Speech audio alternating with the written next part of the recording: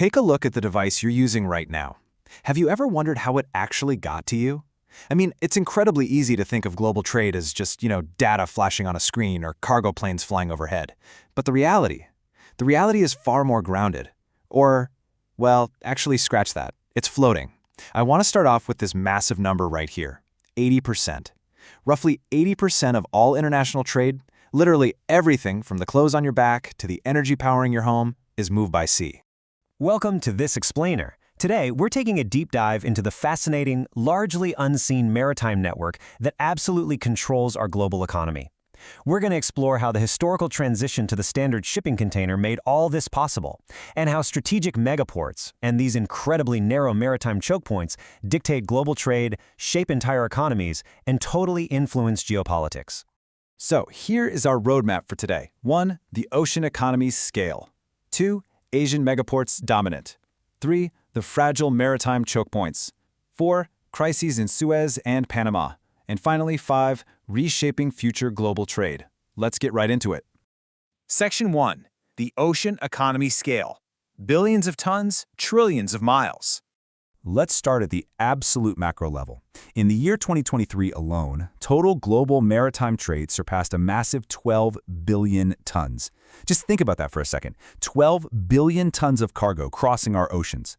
This staggering volume is a direct result of the container revolution back in the mid-20th century. That's what transformed the old, super labor-intensive shipping industry into this hyper-efficient, standardized global lifeline we have today. But it's not just the weight, it's the distance too.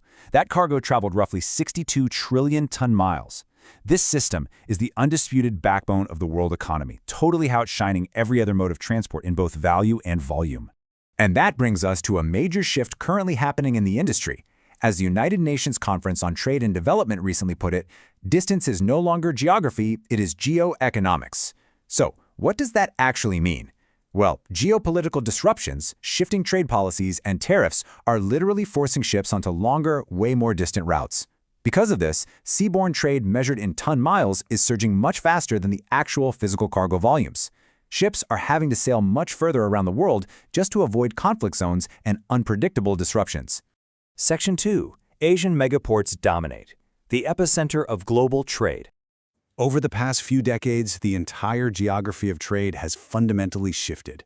Today, Asia's dominance is absolutely unquestionable. If you look at the incredibly dense clustering of port infrastructure, it perfectly captures the epicenter of modern trade.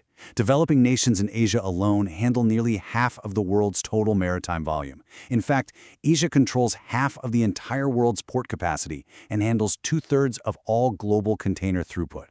It's also where the ships themselves are born. Get this, just 3 nations in Asia recently delivered 93% of all new ship tonnage globally. No way, right?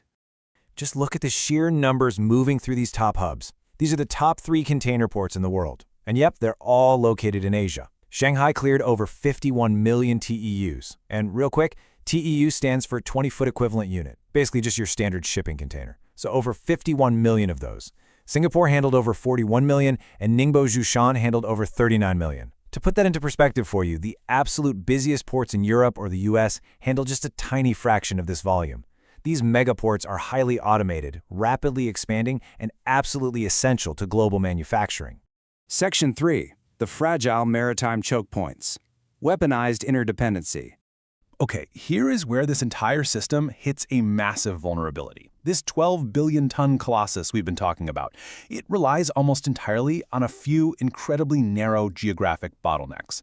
We call these maritime choke points. They're strategic, narrow passages connecting larger bodies of water. The absolutely crucial point here is this.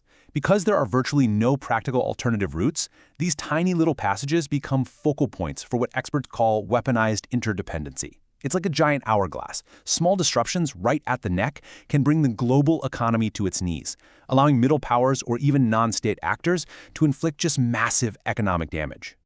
Zooming in on one of the most critical examples, we have the incredibly narrow Bab al-Mandab Strait. It connects the Gulf of Aden to the Red Sea, leading right up to the Suez Canal. This single corridor accounts for roughly 12% of total global trade and a staggering 30% of global annual container transport volume. Millions of barrels of oil and massive amounts of grain move through here every single day. But if there's any sort of security problem at that southern exit, it renders the entire passage pretty much inoperable. And this vulnerability, it exists all over the globe. Look at the critical corridors connecting the Indian and Pacific Oceans, most notably the Strait of Malacca, right between Malaysia, Singapore, and Indonesia. As trade dynamics shift, the middle powers that control these traditional choke points are nervously watching to see if global traffic might divert elsewhere. Geopolitical tensions constantly simmer around these straits, and for good reason. Whoever controls them effectively holds a massive lever over international commerce. Section 4, Crisis in Suez and Panama, Geopolitics and Climate. So this fragility isn't just theoretical anymore. It is being severely tested right now. The global system is being attacked simultaneously from two entirely different angles. Check out this comparison. On one side, we have the Red Sea and Suez crisis. This is a geopolitical conflict. Starting in late 2023, Houthi forces in Yemen began attacking commercial vessels. This literally forced major shipping lines to suspend services and completely reroute around the Cape of Good Hope in Africa. The result of that? A 42% drop in trade volume through the canal in just a couple of months. Now, on the exact other side of the world, we have the Panama Canal crisis. But this one is purely an environmental challenge. The canal relies heavily on fresh water from Gatun Lake, but severe El Niño-induced droughts caused water levels to just absolutely plummet. It got so bad it forced the Canal Authority to slash daily ship transits from a design capacity of 36 all the way down to just 18 at its lowest point. Now, you might be wondering, why does this matter to us? What should you actually take away from this? Well, when these choke points clog up, it ripples directly into your home. The diversion in the Middle East impacted up to 20% of the global trade in crude oil and LNG. And rerouting ships around entire continents, that extends transit times by weeks.